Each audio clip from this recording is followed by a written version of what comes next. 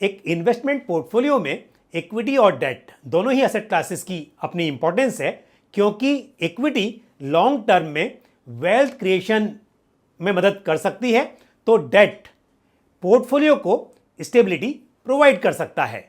नमस्कार, आप देख रहे हैं फंडनामा। मैं हूं पंकज मठपाल। तो फंडनामा में आज हम बात करेंगे एक ऐसी कैटेगरी की जिसे हम जानते हैं बैलेंस्ड हाइब्रिड फंड के नाम से। और मैं आपको एक बात बता दूं कि बैलेंस्ड हाइब्रिड फंड और बैलेंस एडवांटेज फंड दो अलग अलग कैटेगरीज हैं।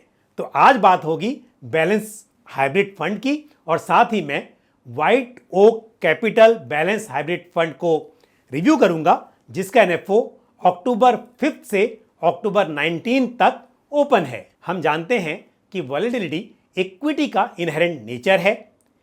हमने देखा है कि पास्ट में भी इक्विटी में वॉलेटिलिटी यानी कि उतार चढ़ाव रहा है, और उम्मीद कर सकते हैं कि फ्यूचर में भी उतार चढ़ाव इक्विटी में बना रहेगा।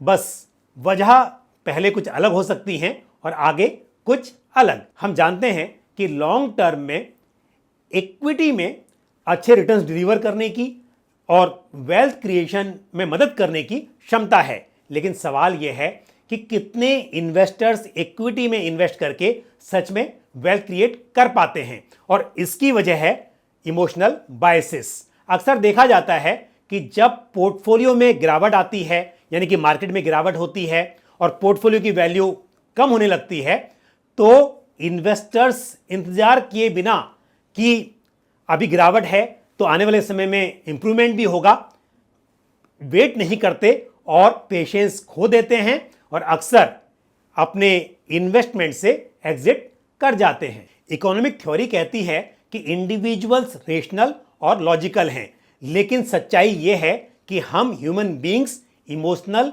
और साइकोलॉजिकल होते हैं। मैं दूसरे शब्दों में कहूं तो 100 रुपए पाने की जो खुशी होती है, उसके मुकाबले 100 रुपए खोने का दुख कई गुना ज्यादा होता है। तो ऐसे में यदि इन्वेस्टमेंट ऐसे फंड में हो जहां पर वॉलेटिलिटी यानी कि उतार चढ़ाव की संभावना कम हो, तो उम्मीद की जा सकती है कि इन्वेस्टर्स लंबे समय तक वहां पर इन्वेस्टेड रहेंगे। तो ऐसे इन्वेस्टर्स जो इक्विटी मार्केट को समझते हैं और पेशेंस के साथ इक्विटी मार्केट में या इक्विटी ओरिएंटेड फंड्स में लॉन्ग टर्म के लिए इन्वेस्टेड रह सकते हैं, उनके लिए इक्विटी ओरिएंटेड फंड्स शायद सही चॉइस होगी। और पोर्टफोलियो में स्टेबिलिटी के हिसाब से वो डेट ओरिएंटेड म्यूचुअल फंड्स में भी अलग से इन्वेस्ट कर सकते हैं। लेकिन ऐसे इन्वेस्टर्स जिन्हें मार्केट के उतार चढ़ाव से घबराहट होती है या वो पेशेंस खो देते हैं, मेरे हिसाब से उनके लिए हाइब्रिड फंड्स एक बेहतर चॉइस हो सकती है। किसी भी ऐसे म्यूचुअल फंड को जिसमें एक से ज्यादा एसेट क्लासेस हो, उन्हें हम हाइब्रिड फंड के नाम से जानते हैं। लेकिन इन्वेस्टमेंट इक्विटी और डेट में है, या इक्विटी डेट और गोल्ड में है, या फिर उनका एलोकेशन किस तरह से है, उसके आधार पर इन्हें अलग अलग कैटेगरीज में रखा गया है। और आज हम बात करेंगे बैलेंस्ड हाइब्रिड फंड की। बैलेंस्ड हाइब्रिड फंड एक ओपन एंडेड स्कीम होती है, और इस स्कीम का टोटल असेट अंडर मैनेजमेंट जो भी होगा, उसका 40 to 60% एलोकेशन इक्विटी और इक्विटी रिलेटेड इंस्ट्रूमेंट्स में होगा, और 40% to 60% एलोकेशन डेट इंस्ट्रूमेंट्स में किया जाएगा। और इस कैटेगरी में आर्बिट्राज परमिटेड नहीं है। और यहां पर मैं आपको एक इंपॉर्टेंट बात बताना चाहूंगा कि 40% to 60% एलोकेशन इक्विटी में होने से ये जो स्कीम है, ये जो कैटेगरी है, वो टैक्स एफिशिएंट हो जाती है, और इसे मैं आगे एक्सप्लेन करूंगा।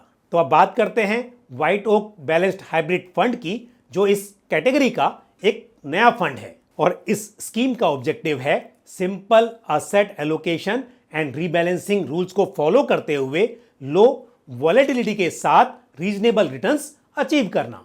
और ये scheme without any biases across the sectors और across the market cap invest कर सकती है। क्योंकि ये स्कीम इक्विटी और डेट दोनों ही एसेट क्लासेस में इन्वेस्ट करेगी।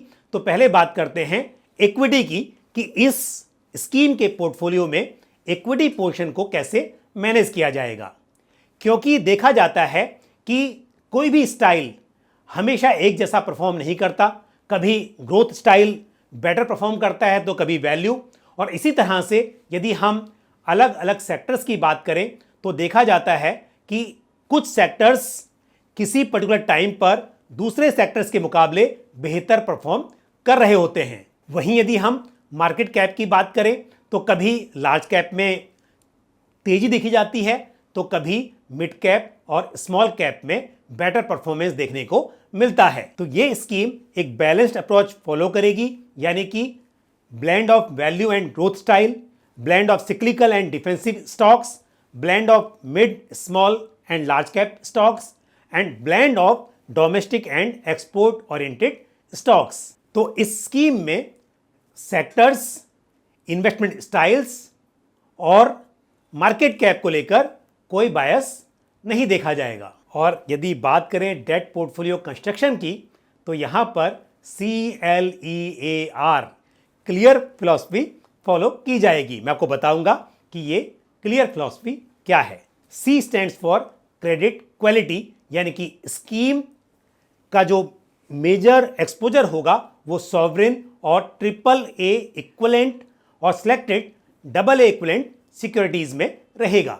L स्टैंड्स फॉर लिक्विडिटी, यानी कि ये स्कीम ऐसे डेट इंस्ट्रूमेंट्स में इन्वेस्ट करेगी जहां पर लिक्विडिटी बनी रहे। E stands for expected price volatility, यानी कि यहां पर medium interest rate sensitivity observe की जाएगी।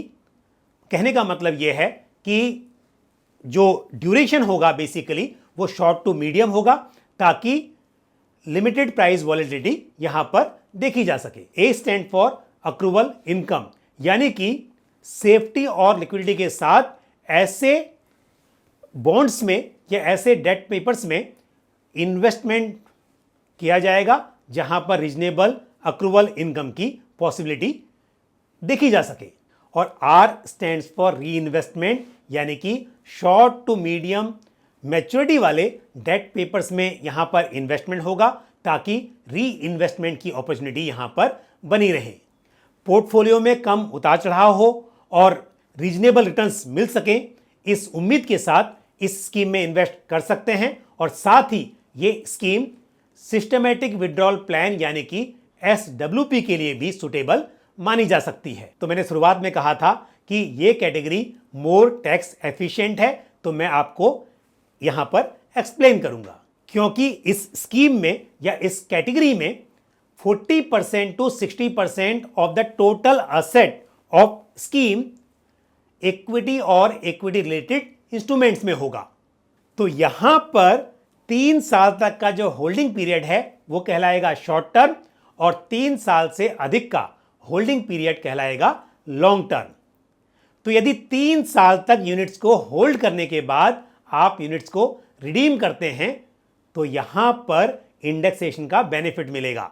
क्योंकि यहां पर इंडेक्सेशन का बेनिफिट मिलेगा, इसके लिए जो टोटल गेन्स हैं उस पर यदि हम टोटल टैक्स लायबिलिटी देखें तो वो कंपैरेटिवली कम हो जाती है। White oak balanced hybrid fund में मिनिमम एप्लीकेशन अमाउंट 500 रुपीज़ है और 1 रुपये के मल्टीपल्स में इसे बढ़ाया जा सकता है। और यदि आप SIP के जरिए इन्वेस्ट करना चाहते हैं तो मिनिमम अमाउंट SIP का 500 रुपीज़ हो सकता है। जैसा कि आप जानते हैं कि म्यूचुअल फंड्स में आप कोई एंट्री लोड एप्लीकेबल नहीं होता है, लेकिन यदि आप इस स्कीम की यूनिट्स अलॉट होने के विद इन 1 मंथ्स यूनिट्स को रिडीम करते हैं तो 1% का एग्जिट लोड एप्लीकेबल होगा।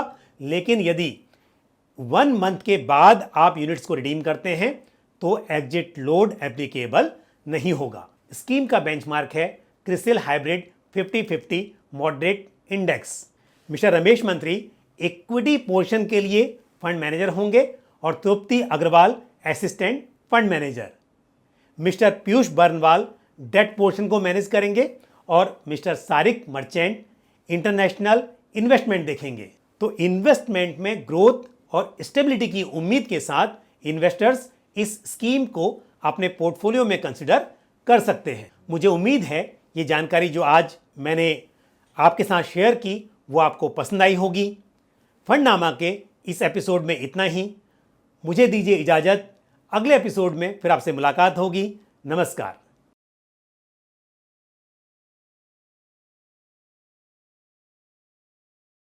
म्यूचुअल फंड निवेश बाजार जोखिमों के अधीन है। योजना से संबंधित सभी दस्तावेजों को ध्यान से पढ़ें।